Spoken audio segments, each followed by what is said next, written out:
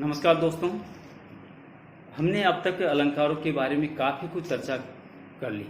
या यूँ मानिए कि इस पूरे अलंकारों के बारे में हमने चर्चा की, जिसमें अलंकार किसे कहते हैं, उनके भेद, शब्दालंकार, अर्थालंकार, उभयालंकार और आधुनिक और पाश्चात्य संस्कृति की जो अलंकार है, और उन अलंकारों के भेद और उन भेदों के उपभेद, उन सभी के बारे में विस्तृत जानकारी हमने प्राप्त की।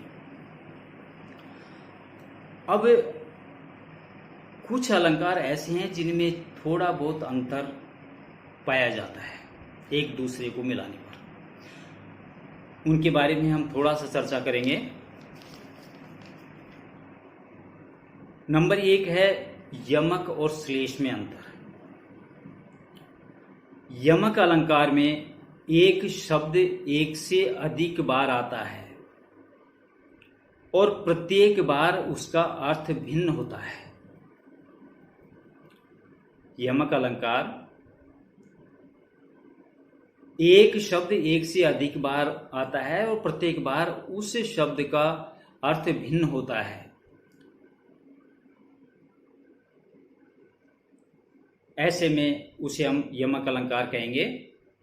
जैसे काली घटा का घमंड घटा, यमक अलंकार। घटा शब्द 2 बार आया है। पहली घटा छाए हुए काले बादल और दूसरी घटा का मतलब होता है कम होना। श्लेष अलंकार में शब्द 1 बार आता है। ध्यान दीजिएगा, बहुत छोटा अंतर है। यमक अलंकार में शब्द 1 से अधिक बार आता है, प्रत्येक बार उसका अर्थ भिन्न होता है, जबकि श्लेष अलंकार में शब्द 1 बार आता है लेकिन उस शब्द के अर्थ 1 से अधिक या अनेक होते हैं। जैसे मगन को देख पट देत बार बार है।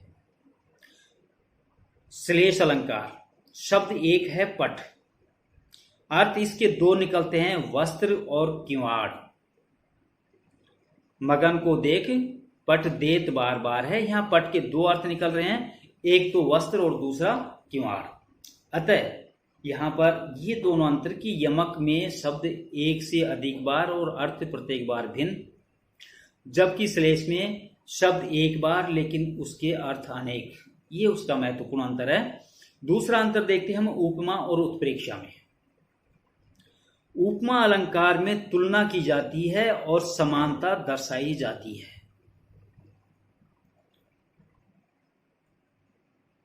और वाचक शब्द भी होता है, जबकि उत्प्रेक्षा अलंकार में भी समानता और तुलना होती है, परंतु इसमें संभावना व्यक्त की जाती है।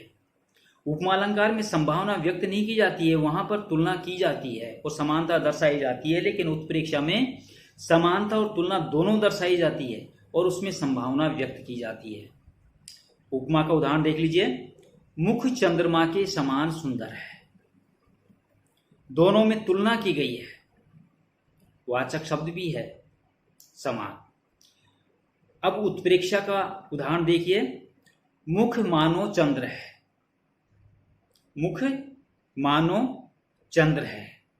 यहां पर समानता और तुलना तो है, लेकिन एक संभावना व्यक्त की गई है कि मुख मानो चंद्र है, कि चंद्रमा के ऊपर एक संभावना व्यक्त की है, लेकिन चंद्रमा है नहीं, तो यहां पर संभावना व्यक्त की जाती है, वह निश्चित होता है। तीसरा इसका जो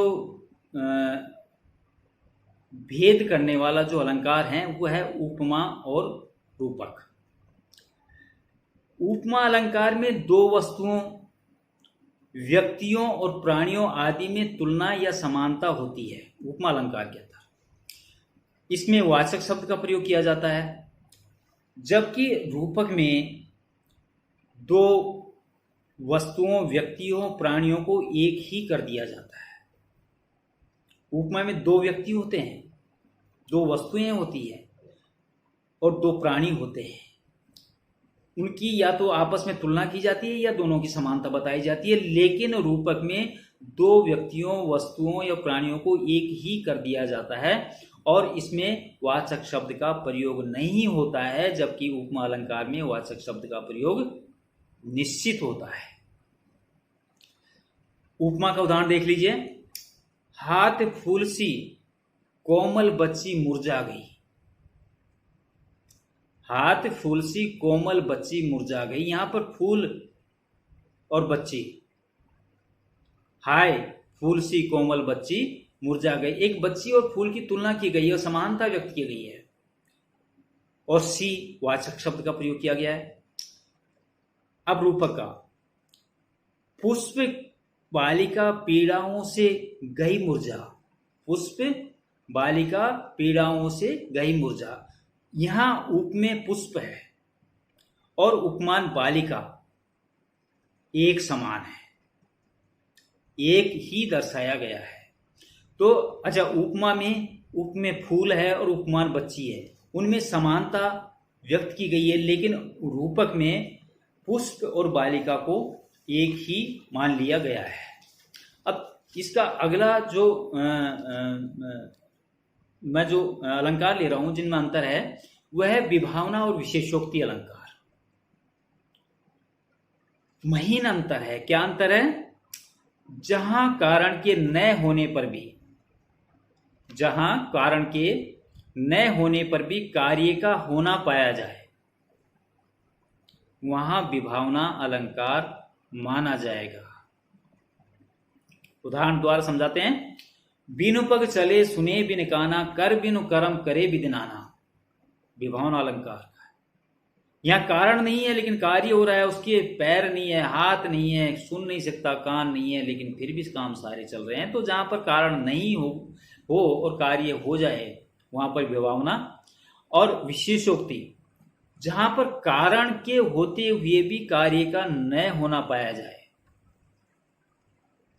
कारण के होते हुए भी कार्य का न होना पाया जाए, वहां विशेषोक्ति अलंकार होगा। जैसे नेहन नेनन को कछु उपजी बड़ी बलाए, नीर भरे नित प्रति रहे तऊ न प्यास बुझाए। प्रेम से नेत्र भरे हुए हैं, आंसुओं से, उस किसी के प्रेम से आंसुओं से नेत्र भरे हुए हैं, लेकिन उस प्रेम की प्यास को वो बुझा नहीं पाते। तो यहां पर कारण उपलब्ध है और कारण होने के बावजूद कार्य नहीं हो रहा है। ऐसे में यहां पर विशेषोक्ति अलंकार हम इसे मानेंगे। आज मैं अलंकार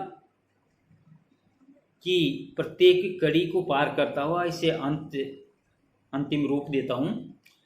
संक्षेप में मैं आपको ये समझाने का प्रयास करता हूं कि अलंकार के भेद और उसके उपभेद कौन कौन से हैं।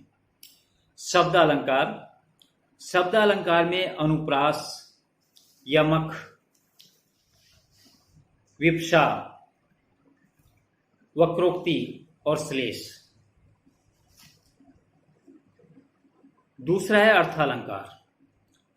अर्थालंकार में उपमा, रूपक, उत्प्रेक्षा, अनन्वय, दीपक, व्यतिरेक, विभावना, अन्योक्ति, विशेषोक्ति, अर्थांतरन्यास, असंगति, समासोक्ति और अतिशोक्ति।